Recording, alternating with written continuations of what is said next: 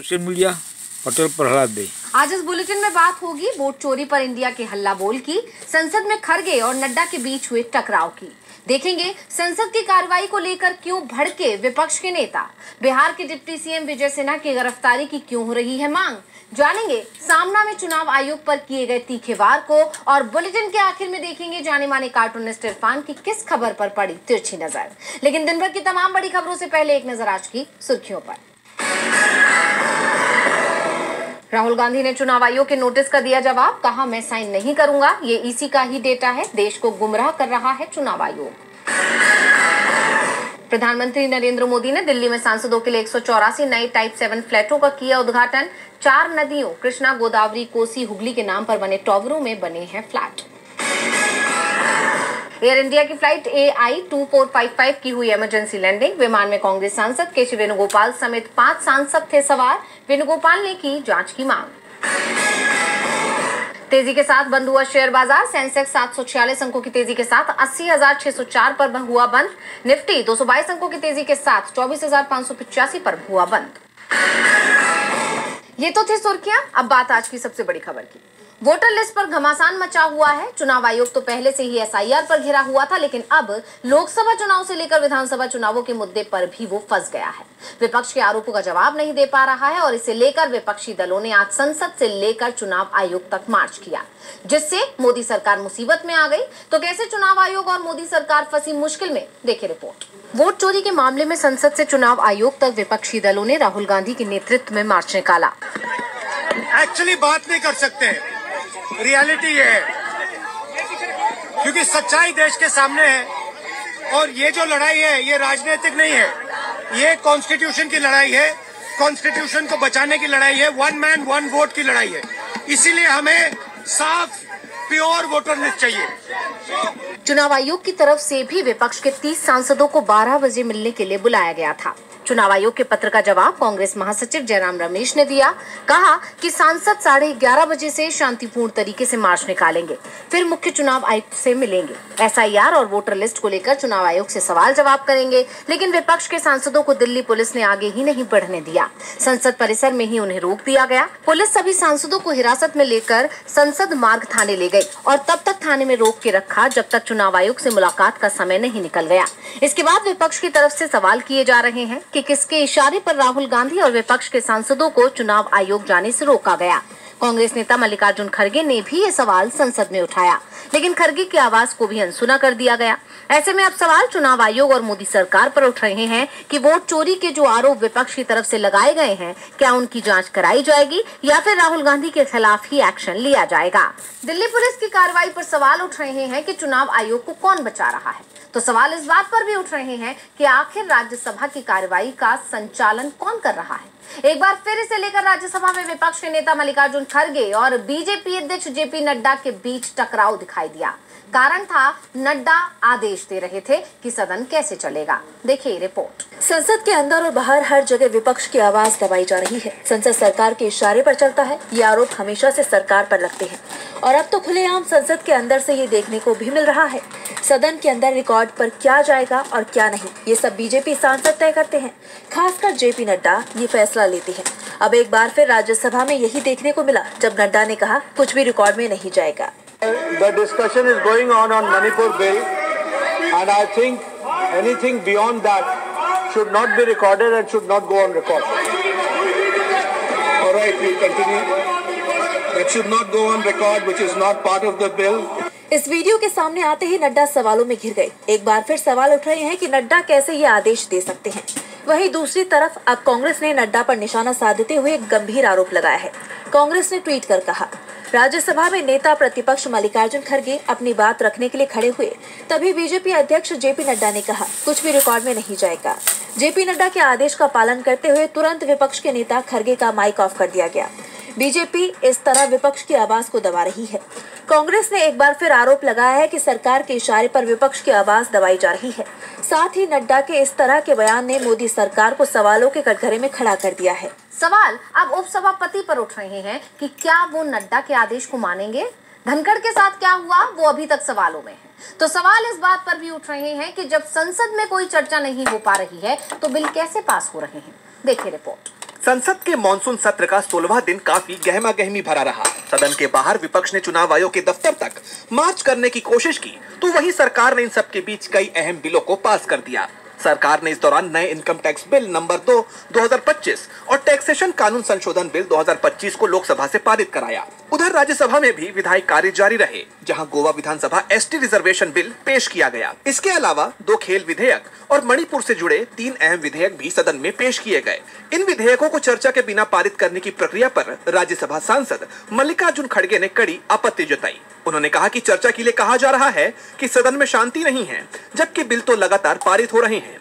खड़गे ने इसे लोकतंत्र के साथ धोखा बताया। उन्होंने चेयर और नेता सदन जेपी नड्डा से इस पर सफाई मांगी। यहाँ पर हमारे सदन के नेता भी यहाँ बैठे हैं। जब house is not in order और बिल पास हो रहे हैं, इस दौरान विपक्ष ने सरकार पर आरोप लगाया कि वो संसदीय मर्यादाओं का उल्लंघन कर रही है और बिना बहस के अहम कानूनों को पारित कर रही है।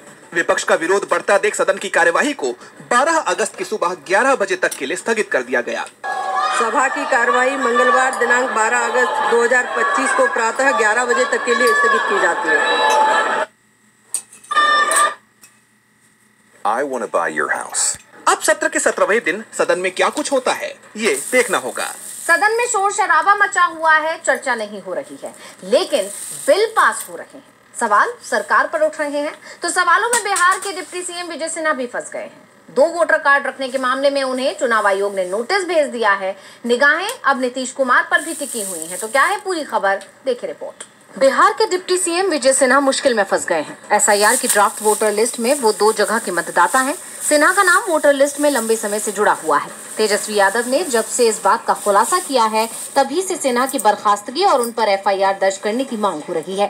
चुनाव आयोग को भी सिन्हा से जवाब मांगना पड़ा है। तेजस्वी यादव का नाम तो वोटर लिस्ट में सिर्फ एक ही जगह था, जबकि सिन्हा का नाम 2 जगह है और सिन्हा ने इस बात को मान भी लिया है कि दोनों ही जगह नाम उन्होंने जुड़वाए थे। जब विजय सिन्हा से चुनाव आयोग के नोटिस को लेकर सवाल किया गया, तो उन्होंने कहा कि हम समय पर जवाब भेज देंगे, उन्हें 14 अगस्त तक जवाब देना है। इस बीच विपक्ष की तरफ से नीतीश सरकार से विजय सिन्हा को बर्खास्त करने की डिमांड की जा रही है। उनके खिलाफ 2 वोटर कार्ड रखने के आरोप में एफआईआर कर गिरफ्तारी की भी डिमांड हो रही है। ऐसे में सीएम नीतीश कुमार भी सवालों में घिरते दिखाई दे रहे हैं। उनसे सवाल हो रहा है कि क्या वो डिप्टी सीएम के खिलाफ कार्रवाई करेंगे। लेकिन एक बात साफ हो गई है कि बीजेपी जो तेजस्वी यादव को घेरने की कोशिश कर रही थी, अब खुद बुरी तरह से फंस गई है। विजय सिन्हा का बचाव पार्टी का कोई नेता नहीं कर पा रहा है, क्योंकि सिन्हा का बचाव किया जाएगा तो चुनाव आयोग मुश्किल में फंस जाएगा। विजय सिन्हा मुश्किल में है तो चुनाव आयोग भी मुश्किल में दिख रहा है। उसके सामने मुश्किल ये है कि वो जो सख्ती विपक्ष के नेताओं को लेकर दिखाता रहा है, क्या अब बीजेपी नेता के खिलाफ भी दिखा पाएगा। वोट चोरी को लेकर तो पहले से ही वो मुश्किल में दिख रहा है और अब शिवसेना यूबीटी ने तो यहां तक कह दिया है कि अगर चुनाव आयोग नहीं सुधरा तो जनता सबक सिखा देगी। वोट चोरी पर इंडिया गठबंधन के सभी दल एकजुट हो गए हैं। अब हर राज्य की वोटिंग लिस्ट को खंगाला जा रहा है। चुनाव आयोग से भी मदद मांगी जा रही है, लेकिन आयोग हर चीज छिपाने की कोशिश कर रहा है।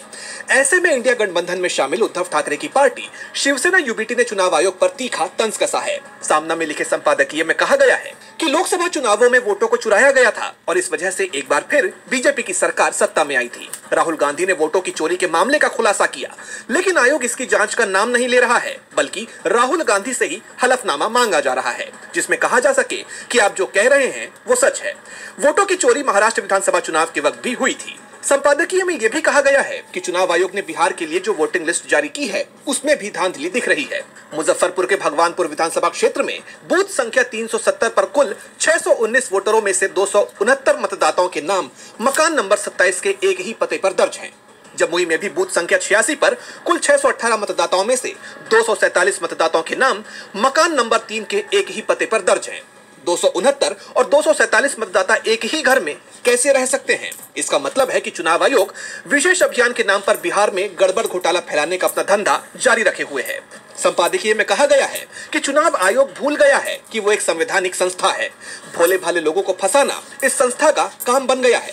अगर ये भोले भाले लोग गुस्से में सड़कों पर उतर आए तो फिर आयोग की खैर नहीं होगी। जनता इंडिया गेट के सामने चुनाव आयोग को कोड़े मारेगी। इन सभी अपराधों को चुपचाप देखने वाले सुप्रीम कोर्ट के प्रति भी हम चिंतित। चुनाव आयोग की मजा आएगा। सबसे ज्यादा चर्चा चुनाव आयोग को लेकर ही हो रही है और इसके बाद अगर किसी की चर्चा है तो अमेरिका की तरफ से दुनिया भर में लगाए जा रहे टैरिफ की। भारत और अमेरिका में इस से लेकर तनाव दिखाई दे रहा है, तो अमेरिका पहुंचे पाकिस्तान के आर्मी चीफ ने इस तनाव को और बढ़ा दिया है। तो क्या कहा है पाकिस्तान के आर्मी चीफ ने, देखिए रिपोर्ट। पाकिस्तान के army chief general Asim Munir ने अमेरिका की धरती से भारत को न्यूक्लियर हमले की धमकी दी, जिस पर अब भारत ने पाकिस्तान को आईना दिखाने की कोशिश की है।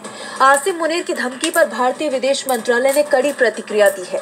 विदेश मंत्रालय ने बयान जारी कर कहा, पाकिस्तान के आर्मी चीफ के अमेरिकी दौरे के दौरान दिए गए बयान पर हमारा ध्यान गया। परमाणु हमले की धमकी देना पाकिस्तान की पुरानी आदत है। ये भी अफसोस की बात है कि ये बयान किसी तीसरे दोस्ताना देश की जमीन से दिए गए। भारत पहले से ही साफ कर चुका है कि वो परमाणु धमकी के आगे नहीं झुकेगा। हम अपनी राष्ट्रीय सुरक्षा के लिए सभी जरूरी कदम उठाते रहेंगे। भारत ने चेतावनी देते हुए साफ कर दिया है कि वो किसी की धमकी के आगे झुकने वाला नहीं है। बता दें कि आसिम मुनीर 2 महीने के अंदर दूसरी बार अमेरिका के दौरे पर हैं। मुनीर ने अमेरिका में कहा कि हम एक परमाणु शक्ति संपन्न राष्ट्र हैं। अगर हम डूबे तो आधी दुनिया को अपने साथ ले डूबेंगे।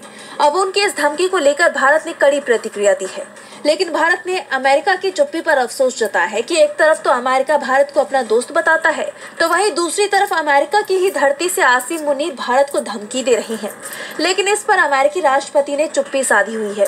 अब भारत ने पाकिस्तान और अमेरिका दोनों के खिलाफ सख्त लहजा अपनाते हुए जवाब दे दिया है। बयान मुनीर ने दिया, लेकिन भारत की तरफ से सवाल अमेरिका से किया गया। साफ है, अब भारत और अमेरिका के बीच विवाद बढ़ता दिख रहा है। तो वहीं सुप्रीम कोर्ट में तलाक के विवाद पर सुनवाई शुरू हुई। कोर्ट ने क्या कहा इस मामले में, देखिए रिपोर्ट। सुप्रीम कोर्ट ने मुस्लिम समुदाय में प्रचलित तलाक के तमाम तरीकों पर राय मांगी है। तलाक हसन, तलाक एहसन, तलाक किनाया और तलाक बाइन पर सुप्रीम कोर्ट ने NHRC यानी राष्ट्रीय मानव अधिकार आयोग, NCW यानी राष्ट्रीय महिला आयोग और NCPCR यानी बाल अधिकार संरक्षण आयोग से राय मांगी है। ये कदम तब उठाया गया है जब तलाक बिदअत, जिसे ट्रिपल तलाक भी कहा जाता है, उसे असंवैधानिक घोषित किए जाने के बावजूद मुसलमानों में तलाक की ये प्रथाएं जारी हैं। एक पीड़िता बेनजीर हिना की याचिका पर सुनवाई करते हुए सुप्रीम कोर्ट ने इन आयोगों से विशेष तौर पर तलाक हसन के उन महिलाओं और विवाहितर संबंधों से पैदा हुए बच्चों पर पड़ने वाले प्रभावों की स्टडी करने के लिए कहा है। तलाक हसन एक ऐसी प्रक्रिया है जिसमें पुरुष 3 महीने तक हर महीने एक बार तलाक कहता है, जिसके बाद ये तलाक पूरा हो जाता है। ये एक ऐसी प्रक्रिया है जो 3 तलाक से अलग है, जिसे सुप्रीम कोर्ट पहले ही असंवैधानिक घोषित कर चुका है। इन सभी तरीकों की बात करें तो पहला, तलाक हसन, पति द्वारा पति को 3 मासिक चक्रों में 3 बार तलाक कहकर दिया जाने वाला तलाक, जिसमें वापसी संभव है। तलाक एहसन, पति की तरफ से 1 बार तलाक कहकर इद्दत की अवधि में वापसी की संभावना के साथ दिया जाने वाला सबसे उत्तम तलाक। तलाक किनाया, अप्रत्यक्ष संकेतात्मक शब्दों में दिया जाने वाला तलाक, जिसका प्रभाव इरादे पर निर्भर करता है। और आखिर में तलाक बाइन, वो तलाक जो तुरंत प्रभावी हो, जिसमें वापसी की संभावना ना हो और पुनर्विवाह के लिए हलाला आवश्यक हो। सुप्रीम कोर्ट इस मामले की अगली सुनवाई नवंबर के तीसरे हफ्ते में करेगा। इस फैसले का मकसद इन तलाक प्रथाओं से प्रभावित होने वाली महिलाओं और बच्चों के अधिकारों की रक्षा करना है, जिससे ये सुनिश्चित हो सके कि किसी भी प्रथा का गलत इस्तेमाल ना हो। और बुलेटिन के आखिर में देखेंगे जानी मानी कार्टूनिस्ट इरफान की किस खबर पर पड़ी तिरछी नजर।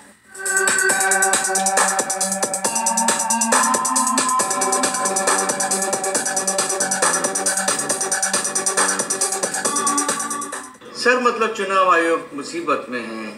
वोट चोरी के मामले पर विपक्ष का सैलाब संसद से जब चुनाव आयुक्त के कार्यालय दिल्ली के लिए कूच करने लगा, तो बीच रास्ते में ही पुलिस ने उनको रोक लिया और कई सारे सांसदों को, बड़े बड़े सांसदों को, नेताओं को हिरासत में ले लिया।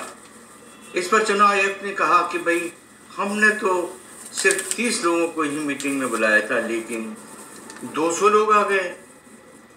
भाई ये कोई शादी की दावत तो थी नहीं कि भाई बाराती इतने ही आना चाहिए। जब लोकतंत्र में जनता का सैलाब बढ़ता है तो इसी तरह के दृश्य सड़कों पर दिखाई देते हैं। पक्ष का ये जोश जो आज सड़कों पर दिखाई दिया, वो कहाँ तक जाएगा।